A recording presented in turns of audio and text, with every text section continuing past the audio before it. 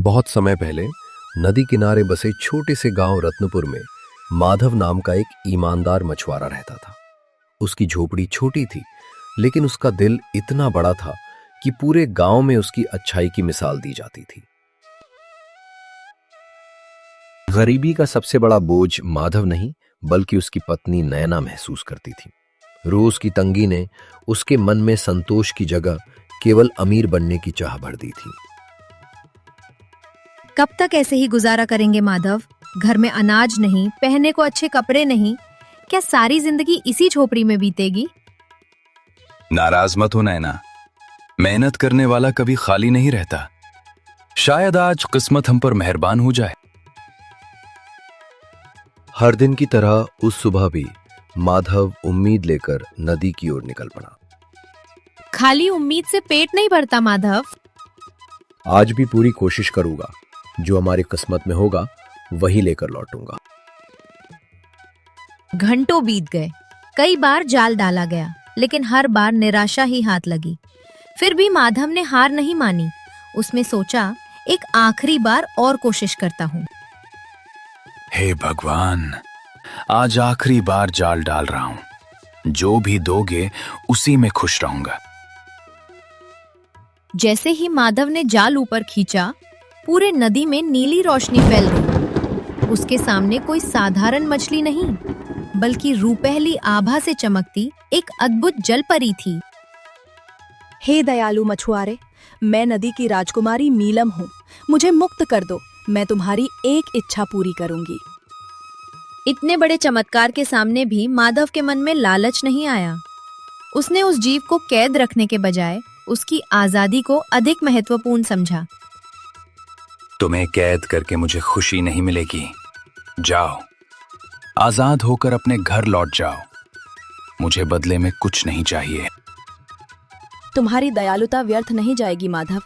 जब भी मेरी जरूरत हो, समुद्र किनारे आकर 3 बार ताली बजाना। घर पहुंचकर माधव ने पूरे दिन की घटना नैना को सच सच बता दी। उसे लगा कि पत्नी उसकी भलाई की सराहना करेगी, लेकिन हुआ बिल्कुल उल्टा। आज नदी में एक अद्भुत जलपरी मिली थी। मैंने उसे बिना कुछ मांगे छोड़ दिया। क्या कहा? तुमने इतनी बड़ी दौलत अपने हाथों से जाने दी? नैना को माधव की दया नहीं, बल्कि खोया हुआ अवसर दिखाई दे रहा था। उसके मन में बस एक ही बात घूम रही थी, इतनी बड़ी शक्ति का फायदा क्यों नहीं उठाया गया? तुम सच में बहुत भोले हो। अगर वो इच्छा पूरी कर सकती थी तो कम से कम रहने के लिए एक अच्छा घर तो मांग लेते। अभी जाओ, अभी उसी के पास जाओ।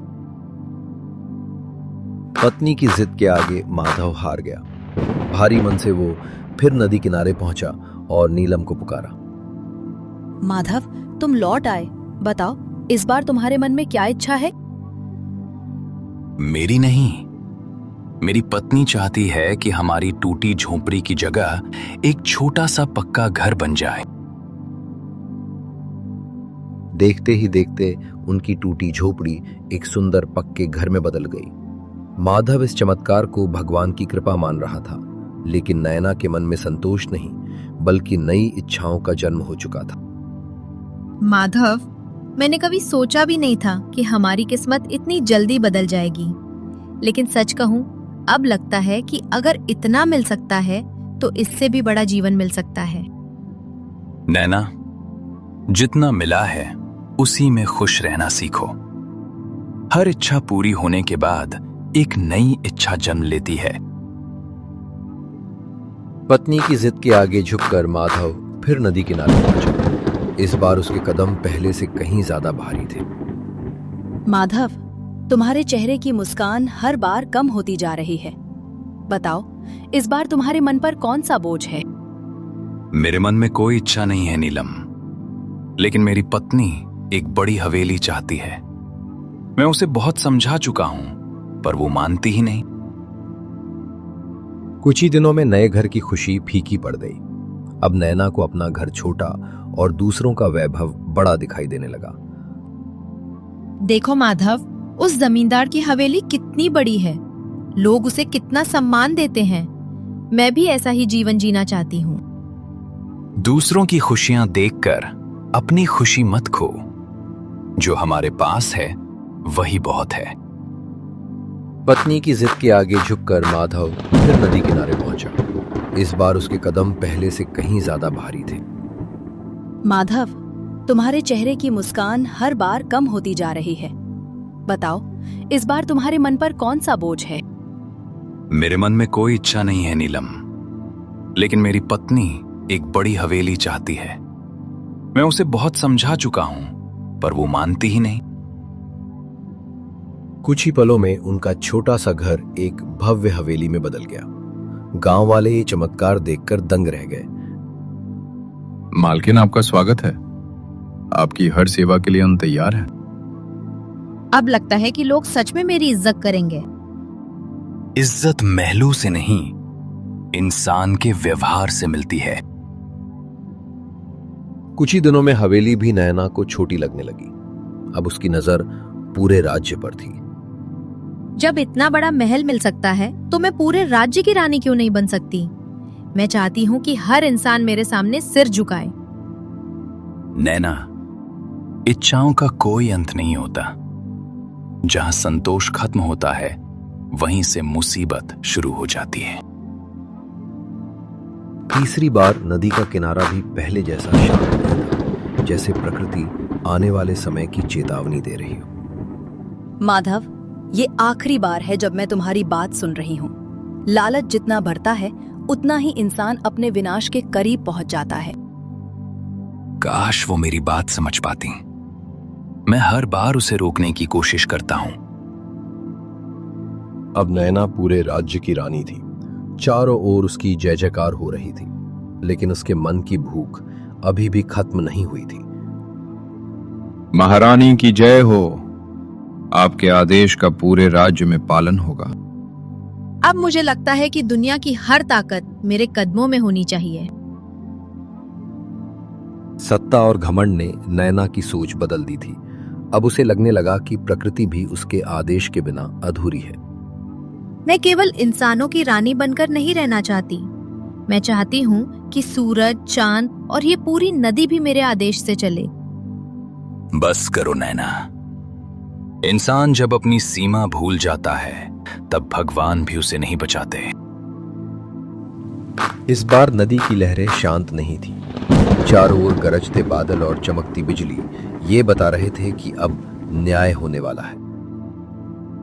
माधव, तुम्हारी दयालुता ने मुझे तुम्हारा सम्मान करना सिखाया था, लेकिन तुम्हारी पत्नी के लालच ने सारी मर्यादा तोड़ दी। अब उसके कर्मों का परिणाम उसे भुगतना ही होगा। एक पल में सब कुछ खत्म हो गया।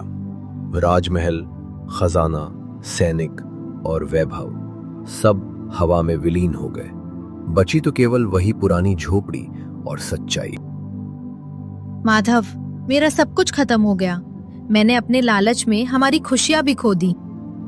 जो मेहनत से नहीं मिलता, वो हमेशा साथ भी नहीं रहता। उस दिन के बाद दोनों ने फिर कभी किसी जादुई शक्ति के आगे हाथ नहीं फैलाया। उन्होंने मेहनत, संतोष और सादगी के साथ नई जिंदगी शुरू की। नदी पहले की तरह शांत बह रही थी, मानो नीलम दूर से उन्हें आशीर्वाद दे रही हो। अब मुझे समझ आ गया है कि मेहनत से कमाई हुई छोटी खुशी भी किसी महल से बड़ी होती है। जिसके मन में संतोष रहता है, वही सबसे अमीर इंसान होता है। चलो, आज से अपनी किस्मत अपने हाथों से लिखते हैं। जो इंसान अपनी जरूरत से ज्यादा पाने की चाह में अंधा हो जाता है, वो धीरे धीरे अपने रिश्ते, अपनी खुशियां और अपना सुकून सब कुछ खो देता है। संतोष ही सबसे बड़ी दौलत है। दोस्तों, आपको ये कहानी कैसी लगी कमेंट करके जरूर बताइए। ऐसी ही शानदार हिंदी कार्टून कहानियां देखने के लिए हमारे चैनल को सब्सक्राइब करें और बेल आइकन दबाना ना भूलें।